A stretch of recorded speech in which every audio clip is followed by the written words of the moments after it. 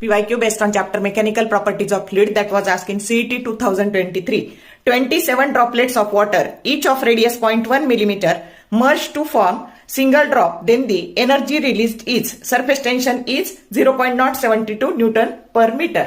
आता बघा उलट करायचंय की 27 हे वॉटर ड्रॉप आहेत ते एका ड्रॉपलेट मध्ये, तर एनर्जी रिलीज म्हणजेच वर्क डन काढायचंय. This work done is stored in the form of energy. मग परत याचा व्हॉल्यूम आणि 27 ड्रॉपलेटचा व्हॉल्यूम सारखा आहे, फक्त याची रेडियस तुम्हाला 0.1 मिलीमीटर दिलेली आहे, म्हणजे 10⁻⁴ मीटर. मग आधी दोन आर मधलं रिलेशन कॅपिटल आर ची किंमत शोधून काढली.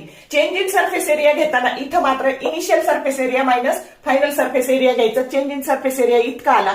आता work done T into change in surface area. आता या टी ची किंमत 0.072 टाकली, रेडियसची किंमत इथं 10⁻⁴ टाकली, सोडवलं, उत्तर आलं डी ऑप्शन 1.62 इंटू 10⁻⁷ जूल. या पद्धतीने सोडवायचे. For more useful tips and tricks keep watching wings